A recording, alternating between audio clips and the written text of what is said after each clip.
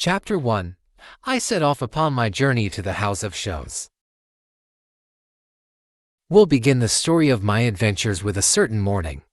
Early in the month of June, the year of grace 1751. When I took the key for the last time out of the door of my father's house. The sun began to shine upon the summit of the hills. As I went down the road, and by the time I had come as far as the manse, the blackbirds were whistling in the garden lilacs, and the mist that hung around the valley in the time of the dawn was beginning to rise and die away. Mr. Campbell, the minister of Essendon, was waiting for me by the garden gate. Good man, he asked me if I had breakfasted, and hearing that I lacked for nothing, he took my hand in both of his and clapped it kindly under his arm. "Well, Davy, lad," said he, "I will go with you as far as the ford, to set you on the way." And we began to walk forward in silence. "Are ye sorry to leave Essendon?" said he, after a while. "Why, sir," said I, "if I knew where I was going, or what was likely to become of me, I would tell you candidly. Essendon is a good place indeed, and I have been very happy there, but then I have never been anywhere else. My father and mother, since they are both dead, I shall be no nearer to an Essendon than in the kingdom of Hungary, and, to speak truth, if I thought I had a chance to better myself where I was going, I would go with a good will." "Eh," said Mr. Campbell, "very well, Davy. Then it behoves me to tell your fortune, or so far as I may. When your mother was gone, and your father, the worthy Christian man, began to sicken for his end, he gave me in charge a certain letter, which he said was your inheritance, so soon, says he, as I am gone, and the house is redd up and the gear disposed of, all which, Davy, hath been done. Give my boy this letter into his hand, and start him off to the House of Shows, not far from Craymond. That is the place I came from," he said, "and it's where it befits that my boy should return. He is a steady lad, your father said, and a canny goer, and I doubt not he will come safe, and be well lived where he goes." "The House of Shows," I cried. "What had my poor father to do with the House of Shows?" "Nay," said Mr. Campbell, "who can tell that for a surety? But the name of that family, Davy boy, is the name you bear, Balfours of Shows, an ancient, honest, reputable house, peradventure in these latter days decayed.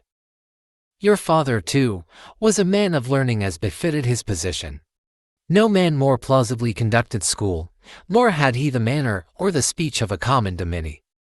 But as ye will yourself remember, I took a pleasure to have him to the manse to meet the gentry, and those of my own house, Campbell of Kilrennet, Campbell of Dunswire, Campbell of Minch, and others, all well-kenned gentlemen, had pleasure in his society. Lastly, to put all the elements of this affair before you, here is the testamentary letter itself, superscribed by the own hand of our departed brother." He gave me the letter, which was addressed in these words, "To the hands of Ebenezer Balfour, Esquire, of Shows. In his House of Shows, these will be delivered by my son, David Balfour." My heart was beating hard at this great prospect now suddenly opening before a lad of 17 years of age, the son of a poor country domine in the forest of Ettrick. "Mr. Campbell," I stammered, "and if you were in my shoes, would you go?" "Of a surety," said the minister, "that would I." And without pause, "A pretty lad like you should get to Craymond, which is near and by Edinburgh, in 2 days of walk. If the worst came to the worst, and your high relations, as I cannot but suppose them to be somewhat of your blood, should put you to the door, ye can but walk the 2 days back again and risp at the manse door. But I would rather hope that ye shall be well received, as your poor father forecast for you, and for anything that I can come to be a great man in time. And here, Davy, laddie," he resumed, "it lies near upon my conscience to improve this parting, and set you on the right guard against the dangers of the world." Here he cast about for a comfortable seat, lighted on a big boulder under a birch by the trackside, sate down upon it with a very long, serious upper lip, and the sun now shining in upon us between two peaks, put his pocket handkerchief over his cocked hat to shelter him. There, then, with uplifted forefinger, he first put me on my guard against a considerable number of heresies, to which I had no temptation, and urged upon me to be instant in my prayers and reading of the Bible. That done, he drew a picture of the great house that I was bound to, and how I should conduct myself with its inhabitants. "Be supple, Davy, and things immaterial," said he. "Bear ye this in mind, that, though gentle-born, ye have had a country rearing. Dinna shame us, Davy, dinna shame us, in yon great, muckle house, with all these domestics, upper and under. Show yourself as nice, as circumspect, as quick at the conception, and as slow of speech as any. As for the laird, remember he's the laird. I say no more, honour to whom honour. It's a pleasure to obey a laird, or should be, to the young." "Well, sir," said I, "it may be, and I'll promise you I'll try to make it so."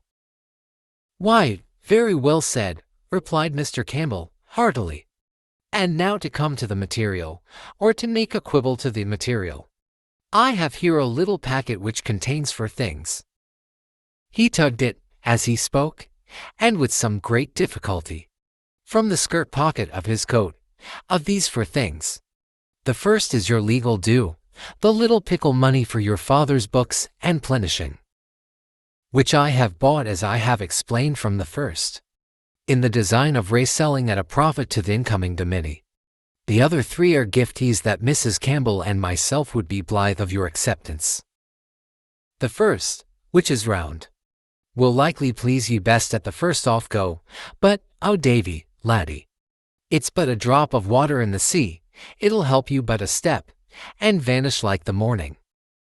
The second, which is flat and square and written upon, will stand by you through life, like a good staff for the road, and a good pillow to your head in sickness.